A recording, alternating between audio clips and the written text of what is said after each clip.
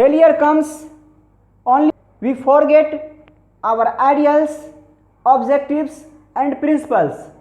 नाकामी उसी वक्त आती है जब हम लोग अपने आदर्शों को, अपने सिद्धांतों को और अपने उद्देश्यों को भूल जाते हैं, तो ही नाकामी आती है।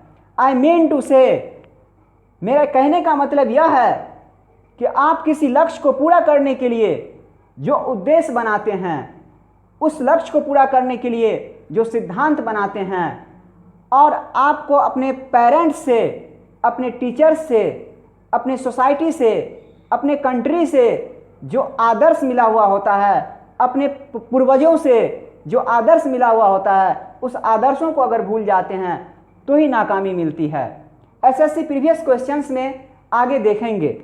आज मेरा पहला क्वेश्चन है, I know a doctor, I know a doctor you are referring to. इसको राइटिंग में लेते हैं और फिर समझते हैं। I know a doctor, I know a doctor you are referring to. इसका मतलब क्या है? आई नो अ डॉक्टर, मैं जानता हूं डॉक्टर को, यू आर रेफरिंग टू, जिसके पास आपको भेजा गया, रेफर किया गया है, भेजे जा रहे हैं जहां पे आप, उस डॉक्टर को मैं जानता हूं, ये कह रहा सेंटेंस में। बात को समझिए। तो यहां पर आर्टिकल जो है ए लगाए हुआ है, तो आर्टिकल को समझिए। यहां पर बात है, डेफिनिट बात है कि जिस डॉक्टर के पास भेजा जा रहा है आपको, या जहां पे आप जा रहे हैं उस डॉक्टर को मैं जानता हूं, तो डेफिनिट आर्टिकल की बात, डेफिनिट की बात हो रही, उसको जानता है वो, तो वहां पर अ नहीं होगा, द होगा। यहां पर द डॉक्टर होगा। और यहां पर मैटर क्या, कॉन्सेप्ट को समझिए। Article is a kind of adjective which is used before a noun और pronoun to make it definite और इनडेफिनिट।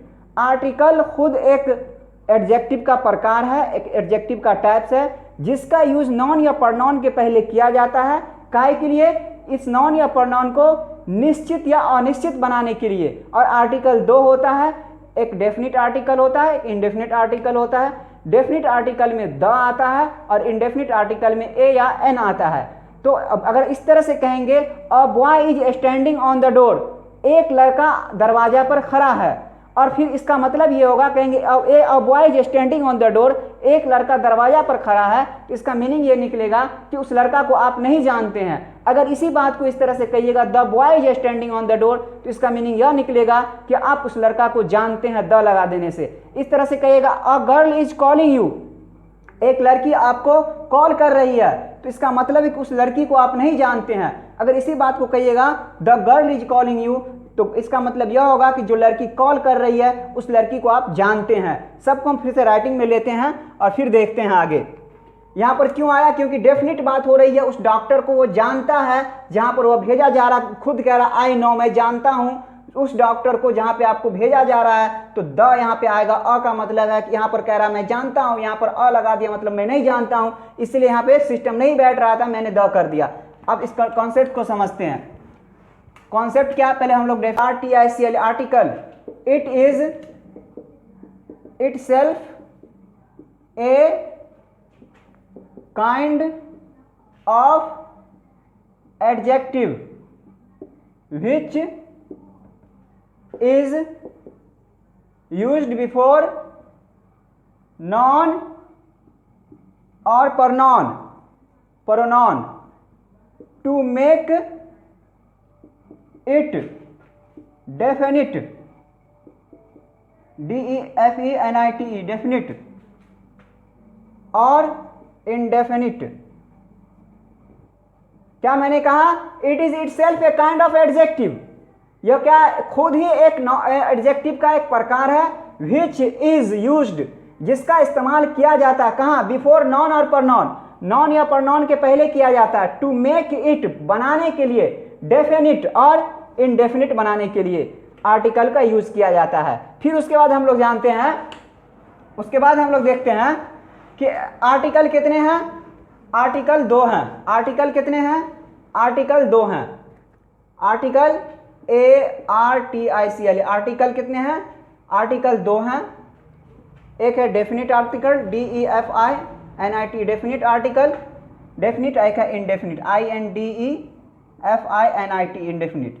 तो डेफिनिट में कौन आ जाएगा, द आ जाएगा, और इंडेफिनिट में क्या आ जाएगा, ए या एन आ जाएगा, ए या एन आ जाएगा इंडेफिनिट में। आप देखते हैं, अगर इस तरह से कहिएगा a boy is calling you, a boy is calling you, इस तरह से कहिएगा कॉलिंग यू, इसका मतलब ये होगा कि इस एक लड़का आपको बुला रहा है या कॉल कर रहा है ना, तो a boy is calling you, इसका इसमें क्या होगा कि इसमें लड़का को नहीं जानते हैं, इस यहाँ पे इस सेंटेंस में क्या, इस सेंटेंस में आप लड़का को नहीं जानते हैं, इस सेंटेंस में लड़का को आप नहीं जानते हैं, जो कॉल कर रहा है ना उस लड़का को नहीं जानते हैं, इस सेंटेंस में लड़का को नहीं जानते हैं, नहीं जानते हैं। अगर इसी तरह से कहिएगा, अगर इसी तरह से कहिएगा the boy is calling you, अगर कहिएगा the boy is calling you, जो लड़का कॉल कर रहा है, the boy is calling you, the boy is calling you, इसमें क्या होगा, इस सेंटेंस में आप लड़का को जानते हैं, द लगा दिए, डेफिनिट कर दिए, जान पहचान है लड़का से, इस सेंटेंस में लड़का को जानते हैं, इस सेंटेंस में लड़का को जानते हैं, यानी कि जान पहचान है लड़का से। इस बात समझ में आ गई। The boy is calling you का मतलब होगा जो लड़का कॉल कर रहा है उस लड़का को आप जान रहे हैं।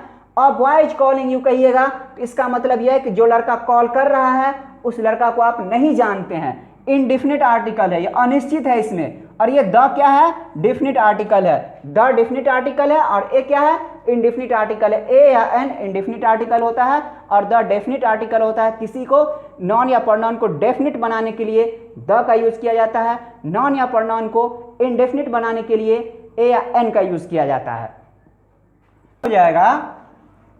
अगला क्वेश्चन अपना आगे देखेंगे। अगला क्वेश्चन है the short stories should not exceed more than 200 words in any situation. इसको राइटिंग में लेते हैं फिर समझते हैं क्या प्रॉब्लम है इसमें। क्वेश्चन है अगला, the short stories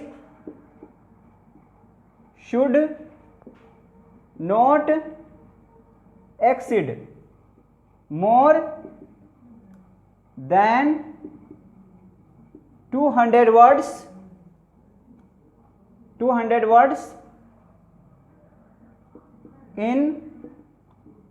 any situation। कह रहा है कि जो छोटी कहानी है ना, छोटी कहानियों को 200 वर्ड्स 200 शब्द से ज़्यादा लंबा नहीं किया जाए, नहीं बढ़ाया जाए किसी भी सिचुएशन में, किसी भी हालात में, ये कहना चाह रहा है।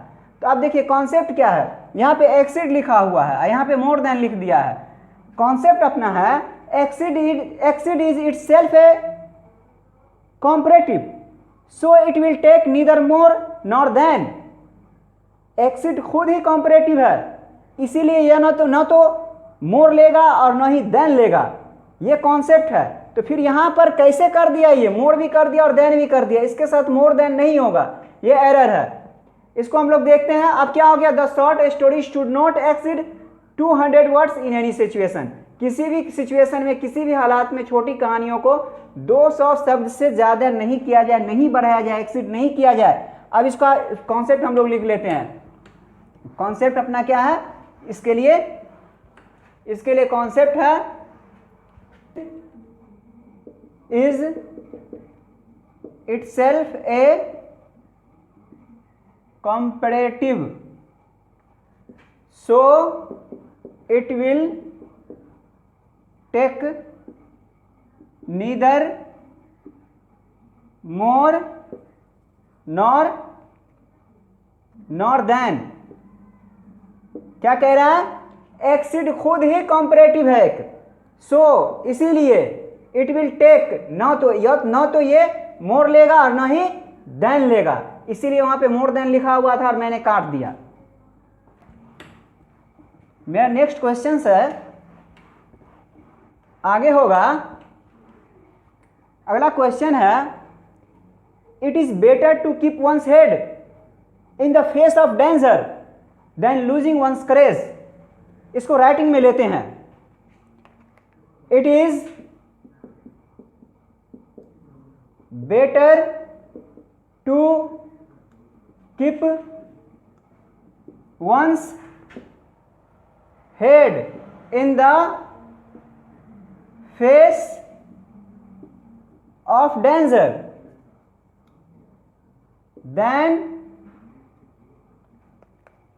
than losing one's courage।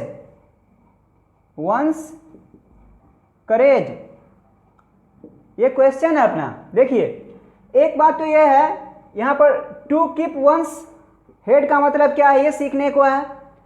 और एरर इसमें है, इसका मतलब है कि यह अच्छा है, इट इज बेटर, यह अच्छा है। टू कीप वंस हेड एक फ्रेज है, इसका मतलब होता है यह अच्छा होगा कि शांति बनाए रखे। कब? इन द फेस ऑफ डेंजर, खतरे की हालात में, खतरे की पोजीशन में, जब खतरा रहेगा तब आप शांति बनाए रखिए। किससे अच्छा है? देन लूजिंग करेज।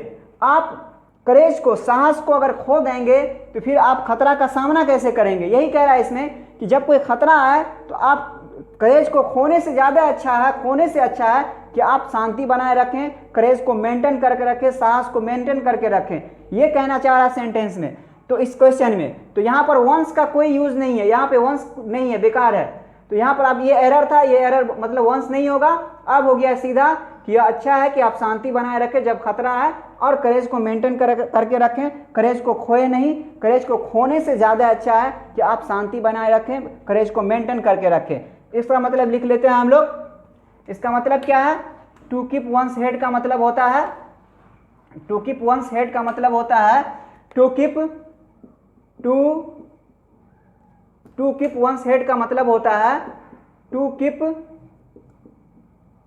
Once head. इसका मतलब होता है शांति बनाए रखना, शांति बनाए रखना। इसी को इंग्लिश में कहते हैं to keep calm, to keep calm, शांति बनाए रखना। क्वेश्चन है, अगला क्वेश्चन देखेंगे। अब अगला क्वेश्चन है, the introduction of job oriented courses in the self financing colleges attract many students. इसको राइटिंग में लेते हैं, फिर देखते हैं क्या प्रॉब्लम है इस क्वेश्चन में। क्वेश्चन है, the introduction of job oriented courses in the self financing colleges attract many students। ये क्वेश्चन है। देखिए क्या कह रहा है, सेल्फ फाइनेंसिंग कॉलेजेस में जॉब ओरिएंटेड कोर्स का परिचय। सेल्फ फाइनेंसिंग कॉलेज मतलब ऐसा कॉलेज जहां पे फाइनेंस का, रुपया का अपना इंतजाम होता है। जॉब ओरिएंटेड कोर्स में वैसा कोर्स जो जॉब की गारंटी देती है, जॉब ओरिएंटेड होता है, जिस कोर्स को करने से नौकरी मिलती है, जॉब मिलती है आसानी से, उस कर फिर से समझिए, सेल्फ फाइनेंसिंग कॉलेज में जॉब ओरिएंटेड कोर्स का परिचय, जॉब ओरिएंटेड कोर्स का परिचय अट्रैक्ट करता है मेनी स्टूडेंट्स को, बहुत सारे स्टूडेंट्स को अट्रैक्ट करता है। फिर से ट्रांसलेशन समझिए इसका, सेल्फ फाइनेंसिंग कॉलेज में जॉब ओरिएंटेड कोर्स का परिचय बहुत सारे स्टूडेंट को अट्रैक्ट करता है। तो परिचय अट्रैक्ट करता है ना भाई, परिचय अट्रैक्ट करता है ना। तो परिचय क्या है? द इंट्रोडक्शन है ना ये देखिए इंट्रोडक्शन, द इंट्रोडक्शन है, यहाँ पे लिखा है अट्रैक्ट। तो सब्जेक्ट ये सिंगुलर सब्जेक्ट के साथ क्या होगा? सिंगुलर वर्ब भी आएगा, अट्रैक्ट हो जाएगा। प्रीपोजिशन है, इसके पहले इंट्रोडक्शन है, प्रीपोजिशन के पहले जो शब्द होता है वो क्या होता है? वो सब्जेक्ट होता है। इस बेस पे हम लोग देख लिए। और जॉब ओरिएंटेड मतलब क्या है? वैसा, यानी कि वैसा जॉब ओरिएंटेड कोर्स का मतलब क्या है? वैसा कोर्स जिस कोर्स को करने से जॉब आसानी से लग जाती है, जॉब की जो गारंटी देती है। और सेल्फ फाइनेंस का मतलब क्या है? सेल्फ फाइनेंस कॉलेज का मतलब होता है वैसा कॉलेज जहाँ पे अपनी फाइनेंस की उसको व्यवस्था होती है, उसी को कहते हैं। तो ये एरर था इसका, ट्रांसलेशन था। क्वेश्चन हो जाएगा, अगला क्वेश्चन है one of the question he asked me was who did you travel with. इसको राइटिंग में लेते हैं, फिर देखते हैं इसमें क्या प्रॉब्लम है। One of the question he asked me was who did you travel with? Who did you travel with? देखिए अपना कॉन्सेप्ट क्या है, एनी या वन। अपना कॉन्सेप्ट है एनी या one plus of plus PCN plus SV. ये रहता है ना, एनी या वन रहेगा और ऑफ रहेगा तो पुलर काउंटेबल नाउन होगा और सिंगुलर वर्ब होगा। तो यहाँ देख रहे हैं वन है, ऑफ है, एनी या वन है, ऑफ है, फिर पीसीएन है, वन ऑफ द क्वेश्चन है लिखा हुआ, यहाँ पे क्वेश्चंस करना होगा। ये एरर था। इसका मतलब क्या है? वन ऑफ द क्वेश्चंस, सवाल में से एक सवाल यह पूछा गया। ही आस्क्ड मी, उसने मुझसे पूछा। वाज, क्या पूछा? उसने मुझसे सवाल क्या पूछा? उसने मुझसे सवाल पूछा कि who did you travel with, साथ में ट्रेवल कौन किया, यात्रा जो किए आपने, तो आपके साथ जो आपने जो यात्रा किया, तो उसने सवाल पूछा कि आप जो यात्रा पर गए, ट्रेवल किए, तो साथ में कौन था। ये सवाल उससे पूछा गया। बहुत सारे सवाल में से एक सवाल ये भी पूछा गया। वन ऑफ द क्वेश्चंस, कुछ सवालों में से एक सवाल ये पूछा गया। ही आस्क्ड मी, उसने पूछा, was who did you travel with, कि साथ में ट्रेवल किसने किया। और एक कॉन्सेप्ट है एनी या one plus of plus PCN plus S भी होगा। तो वन है, ऑफ है, तो क्या है, फिर क्वेश्चन लिखे हुआ था तो क्वेश्चंस मैंने कर दिया। और यहीं से मैं इस वीडियो को रेस्ट दे रहा हूँ। जय